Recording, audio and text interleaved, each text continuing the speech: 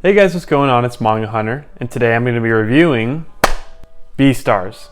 So Beastars is a new published series by Viz Media, written and drawn by Peru Itagaki. I think that's the way to pronounce it. And this is actually her first serialization. But in 2016, she released a one-shot called Beast Complex, which was received relatively well by critics, and you can see very clearly lays the foundations for Beastars. So I started to hear this manga through the internet, and it started to catch some buzz, as well as with the anime coming out later this fall. I figured that now is a great time to go ahead and check out the manga. So here are my thoughts. So Beastars is a story that takes place in a world filled with only animals. And the animals are segregated into two groups, being herbivores and carnivores. Now, while the two groups live together in unity, there's actually a lot of segregation and discrimination going on between the two, specifically the herbivores towards the carnivores, which they perceive as barbaric and very dangerous. So the story takes place within a boarding high school where an herbivore within the school's drama club gets viciously murdered. And in light of the recent murder, tensions among the high school are very high. And so that's where the story unfolds. So the first thing about Beastars that grabbed my attention that I really loved was the characters, and specifically the main character, Legoshi. So Legoshi is a gray wolf, and he's introduced and presented to the reader the way that the society and the world perceives him, as this dangerous and very suspicious being, when almost immediately the reader finds out that he's a very shy, awkward, gentle, and loving person. So Legoshi is very much a peacemaker, and he wants unity between the two groups of herbivores and carnivores. And through Legoshi's perspective, the reader is really able to see the actual issues that are going on within this world. You're able to see the way that the herbivores project their fear from the carnivores on them, as well as how the carnivores just accept that this is their reality, and they try and act in a way that will prevent that fear, almost in a sort of suppression. And so not only is Legoshi a really well written and drawn character, but also are the rest of the supporting cast. Specifically Louis, who's a red deer, who is very elegant and sophisticated, and like Legoshi, wants unity between the two groups of people. And so that's kind of where those two characters intermingle. And so the next thing I loved about Beastars was actually the dialogue. So dialogue between characters is extremely well written and also very believable. Every conversation between characters feels really well thought out and really realistic, almost as if these characters are actually having these conversations within this world that's actually exists.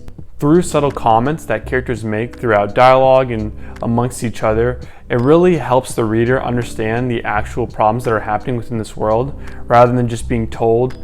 You can almost feel that there's some discrimination and issues going on amongst the two types of groups. And the world doesn't feel like it just started for the sake of the story. It feels like it's existed before, and the story is just written based off of these significant events that happen to be happening in this world. And so the characters and the dialogue are fantastic, but not only that, so is the art. And this is a really strong point for me. Specifically the character design, which I think is some of the best within manga. Each character is so well drawn, and their mannerisms and characteristics are so easily perceived just through the ways that they're drawn. Like, just by looking at Legoshi's design, it's very clear and very easy to perceive that he's a shyer person who's a little bit awkward. And without even him saying a word, you're able to tell that just through his design. The same thing for Louis. Just by looking at his design, you're able to tell that he's very elegant, very sophisticated, and almost a higher class citizen, because of just from how well drawn his character design is. And this just doesn't extend to the two main characters. This is true for the rest of the supporting cast and the rest of the characters drawn. Through their character design, it's so easy to tell what their personality is like, and what are comments and what's dialogue that almost feels true to who they are rather than uncharacteristic. I almost feel like portraying emotions through animals compared to humans is so much more difficult, because we were able to tell how humans are feeling just through how we felt and how we know, and how that's perceived through entertainment and movies and whatnot. But through animals, it's so much more difficult to portray emotions without being over the top. And Beastars does that in such an amazing way. Characters there's not tears jumping out of their eyes when they're upset, or rage gas coming out of their ears when they're angry. But the design is so well done that you're still able to clearly say this character is very angry right now, or this character is very sad, which is honestly mind-blowing to me in how well the character design is done. And I know that there's things that are kind of off-putting about the art just because it's almost a different design, but I think the more time that you spend actually looking at the character design and thinking about subtle things that you wouldn't necessarily notice about the characters unless you really think about it, the character design to me is fantastic, and honestly on another level than other manga. And so those are just a few things that really caught my eye about Beastars. And I really don't want to go too much into the story because there's only 2 volumes out left, and the more of the story that I would cover would pretty much be a lot of what's covered within these 2 volumes. But the story is, while from what I just explained, it's pretty generic and almost feels similar to another story that is very popular within our media.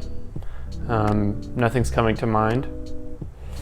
But in all seriousness, Beastars to me is fantastic. It is my favorite new series that I've read this year, and when I finished the 2nd volume, I just wanted to read more. I just wanted to pick up the 3rd volume, but I'm sadly gonna have to wait. What I love most about Beastars is that it's not afraid to address heavy subject matter, and it doesn't just tell you what's wrong and what's right. It does that through an entertaining story and through subtle themes and dialogue that really grip the reader's emotions and get you invested into the story. And for me, I was almost immediately won over by Beastars, and it being one of my favorite series of the year. So those are my thoughts on Beastars, guys. I would highly recommend it to anyone. I know that the character design is kind of maybe not for everyone, and maybe initially off-putting.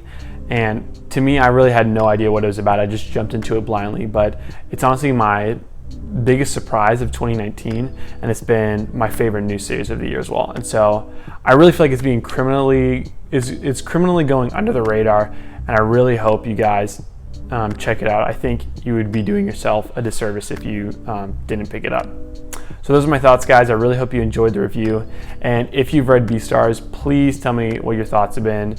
I hope you enjoyed as much as I do, because I think it's fantastic. But that's it for the video, guys. I hope you enjoyed it, and I'll see you in the next one. Peace.